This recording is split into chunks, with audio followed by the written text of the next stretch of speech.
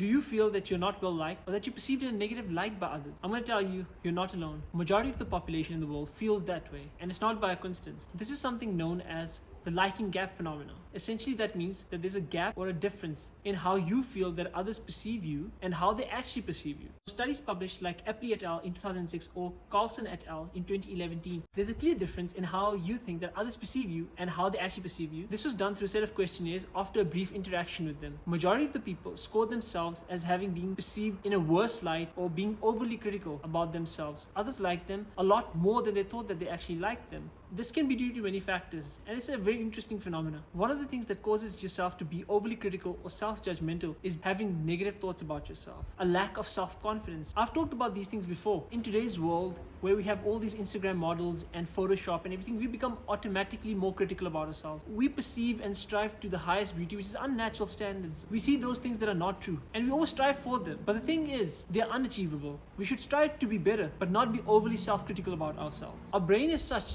that we get a high or a rush of emotions whenever we feel these strong emotions. And one of the easiest emotions that you can feel is negative emotions or negative feelings. You always look at other people and you compare yourself. And when you compare yourself to these people, you always feel worse because you think that's not something that you can be or something that is unachievable for you. After you compare yourself and you get these negative feelings, you bind yourself in this negative feedback loop where you're constantly thinking about these things and feeding yourself with these negative emotions. You're hurting yourself and you're hurting your self-esteem and you're hurting your confidence. It leaves you hollow and you tend to think that others don't like you because you don't like yourself. So knowing that other people like you a lot more, you should always have more confidence in yourself. Practice mindfulness and positive affirmations. These are the key things that can help you change your mind. Change the way that your mind is wired to always think about negative things. Once you start practicing positive affirmations, you start to take all of these negative thoughts out of your mind. You can rewire your brain into perceiving yourself in a more positive light. So the liking gap phenomena, like I've mentioned, is hurting you in many ways in your life. It's hurting you in your personal life as well as your professional life. Now, this is hindering you from making deep and meaningful relationships with others because you always think that others don't like you as much or that they think about you in a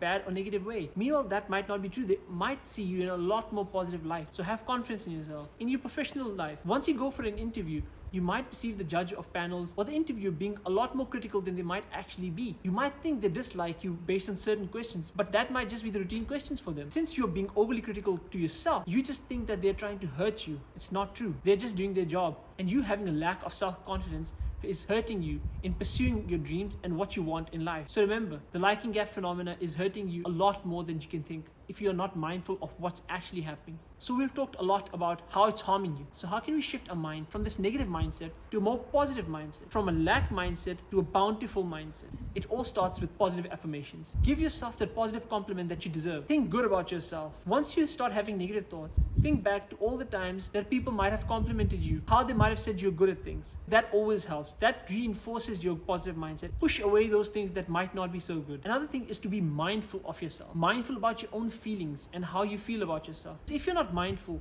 you are not even aware of what your mind is actually going through. Your mind is working on autopilot and thinking about these negative feelings. You need to take control of yourself by making sure that you're only thinking about positive things. I'm not saying you should neglect all of these negative thoughts and emotions that you're having, but the thing is, you appreciate that you're having these feelings, but you're not letting them grow. You're not letting them simmer. You're acknowledging them and you're moving past them, and you're focusing on what's positive and what's good rather than what's negative. Another thing that might seem counterintuitive to all of this liking gap phenomena and everything else is that you should actually strive to go out and make more social connections. The more you go out and talk with people, the more you'll actually find out that people actually like you, that they don't dislike you. If you stay alone, you automatically make this persona that others don't like you and that you are in your shell.